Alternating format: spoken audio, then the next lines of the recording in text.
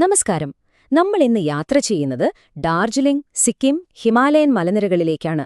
വലിപ്പം കൊണ്ട് ചെറുതാണെങ്കിലും ഭൂമിശാസ്ത്രപരമായും സാമ്പത്തികമായും വളരെ പ്രധാനപ്പെട്ടൊരു സ്ഥലമാണിത്. പക്ഷേ ലോകം മുഴുവൻ ഈ നാടിനെ അറിയുന്നത് ഒരൊറ്റ കാര്യത്തിന്റെ പേരിലാണ്.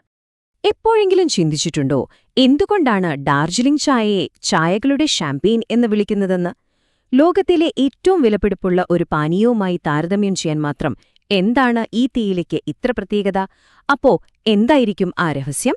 നമുക്ക് നോക്കാം. ഈ ചോദ്യത്തിനുള്ള ഉത്തരം ഒളിഞ്ഞിരിക്കുന്നത് ഒരു പ്രത്യേക ആശയത്തിലാണ്: ഗോൾഡിലോക്സ് സോൺ. അതായത് ഒന്നിനും ഒരു കുറവുമില്ല, കൂടുതലുമില്ല, എല്ലാം കറക്റ്റ് പാകത്തിന്. ഈ ഒരു പെർഫെക്റ്റ് ബാലൻസാണ് ഡാർജിലിംഗിന് ലോകോത്തര തേയില സമ്മാനിക്കുന്നത്. അപ്പോ ഈ ഗോൾഡിലോക്സ് സോൺ എന്ന് നമ്മൾ പറഞ്ഞു. പക്ഷേ എന്തൊക്കെ ഘടകങ്ങൾ ചേർന്നാലാണ് ഒരു സ്ഥലം ഇങ്ങനെ പെർഫെക്റ്റ് ആകുന്നത്? പ്രത്യേകിച്ച് ഒരു ഒന്നാന്തരം തേയിലച്ചെടിക്ക് വളരാൻ എന്തൊക്കെ വേണം? നമുക്കതിന്റെ ഉള്ളിലേക്കൊന്ന് ഇറങ്ങിച്ചെല്ലാം. ശരിക്കും പറഞ്ഞ ഒരു ലോകോത്തര തേയിലയുടെ റെസിപ്പിക്ക് 4 പ്രധാന ചേരുവകളുണ്ട്. ഒന്നാമത്തെ കാര്യം ചരിവുകളാണ്. വെള്ളം കെട്ടി നിൽക്കാൻ പാടില്ല, അപ്പം മിതമായ ചരിവുകൾ വേണം. രണ്ടാമത് മണ്ണ്, നല്ല കട്ടിയുള്ള ജൈവാംശം കൂടിയ മണ്ണ്. പിന്നെ മൂന്നാമതായി മഴ, വർഷം മുഴുവൻ ഒരുപോലെ കിട്ടണം. അവസാനമായിട്ട് ശൈത്യകാലം, ഒരുപാട് കഠിനമാകരുത്, ഒരു ചെറിയ തണുപ്പ്. ഇത്രയും കാര്യങ്ങൾ ഒരുമിച്ച് വരുമ്പോഴാണ് ഡാർജിലിംഗ് ചായയ്ക്ക് അതിന്റെ ആ തനതായ രുചി കിട്ടുന്നത്. പക്ഷേ കഥ ഇവിടെ തീരുന്നില്ല. ഈ കാലാവസ്ഥയും മണ്ണും മാത്രം പോരാ. ഇതിനെല്ലാം താഴെ ആർക്കും അത്ര പെട്ടെന്ന് പിടികിട്ടാത്ത ഒരു രഹസ്യം കൂടിയുണ്ട്. ശരിക്കും പറഞ്ഞാ ഒരു ഭൗമശാസ്ത്രപരമായ രഹസ്യം. നിങ്ങൾ നോക്കുകയാണെങ്കിൽ ഹിമാലയത്തിന്റെ മിക്ക ഭാഗങ്ങളിലും ശിവാലിക് എന്ന് പറയുന്ന ഒരുതരം പാറകളാണ് കാണുന്നത്. അതത്ര ഉറപ്പുള്ളതല്ല. എന്നാൽ ഡാർജിലിംഗിന്റെ പ്രത്യേകത എന്താന്ന് വെച്ചാൽ ഇവിടെ ഈ ശിവാലിക് ഇല്ല. അതിനു പകരം ദുവാർ എന്ന് പറയുന്ന മറ്റൊന്നാണ്. ഇത് തേയിലത്തോട്ടങ്ങൾക്ക് വളരാൻ ഏറ്റവും നല്ല മണ്ണ് നൽകുന്നു. അപ്പോ ഇതാണ് ഡാർജിലിംഗിന്റെ ആ സീക്രട്ട് ഇൻഗ്രീഡിയന്റ്. ഇനി ഈ പ്രദേശം എവിടെയാണെന്നൊന്ന് നോക്കാം. ഒരു വശത്ത് നേപ്പാൾ, മറുവശത്ത് ഭൂട്ടാൻ, ഹിമാലയം. ഇതിനിടയിലാണ് നമ്മുടെ ഈ സ്ഥലം. ലോകത്തിലെ ഏറ്റവും ഉയരം കൂടിയ കൊടുമുടികളിലൊന്നായ കാഞ്ചൻജംഗ തലയുയർത്തി നിൽക്കുന്നതും ഇവിടെയാണ്. പോരാത്തതിന് ടീസ്റ്റ, മഹാനന്ദ പോലെയുള്ള നദികൾ അതിവേഗത്തിൽ ഇതിലൂടെ ഒഴുകിപ്പോകുന്നു. ഇതുവരെ നമ്മൾ തേയിലയുടെ കാര്യമല്ലേ പറഞ്ഞത്? എന്നാൽ ഡാർജിലിംഗ് എന്ന് പറഞ്ഞാൽ അത് തേയില മാത്രമല്ല കേട്ടോ. ആ തേയിലത്തോട്ടങ്ങൾക്കും അപ്പുറം ഒരു വലിയ ലോകം തന്നെയുണ്ട്. അവിടത്തെ പ്രകൃതിയും സംസ്കാരവുമെല്ലാം വളരെ സമ്പന്നമാണ്.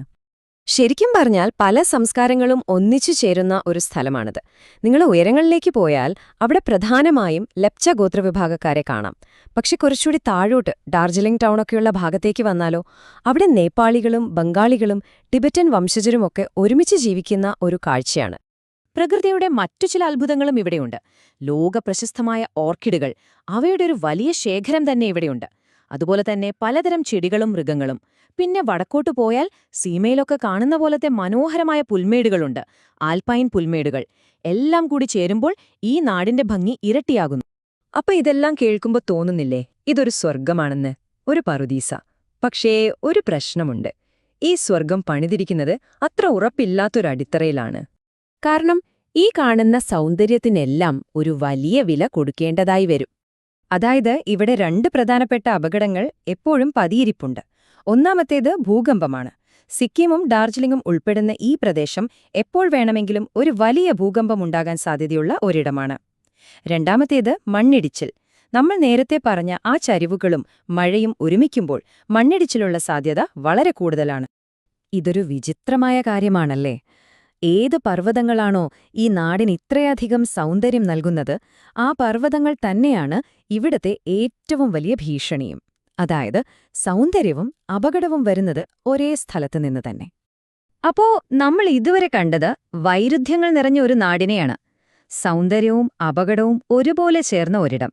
അതുകൊണ്ടുതന്നെ ഇവിടത്തെ ഭാവി ശരിക്കും ഒരു തുലാസിൽ തൂങ്ങിയാടുന്നത് പോലെയാണ്. ഒന്ന് ചുരുക്കി പറഞ്ഞാൽ, നോക്കൂ, തേയിലയ്ക്ക് വേണ്ടി ദൈവം തന്ന ചരിവുകൾ, പക്ഷെ ആ മണ്ണ് അത്ര ഉറപ്പുള്ളതല്ല.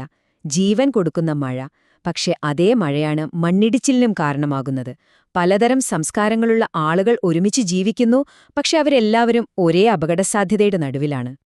അപ്പൊ എന്റെ ചോദ്യം ഇതാണ്: ഇത്രയധികം സൗന്ദര്യവും അതേസമയം ഇത്രയധികം അപകടസാധ്യതയുമുള്ള ഇതുപോലൊരിടത്ത് മുന്നോട്ടു പോകാൻ അല്ലെങ്കിൽ ശരിക്കും തഴച്ചു വളരാൻ എന്താണ് വേണ്ടത്? ഇത് നമ്മളെ എല്ലാവരെയും ചിന്തിപ്പിക്കേണ്ട ഒരു ചോദ്യം തന്നെയാണല്ലേ?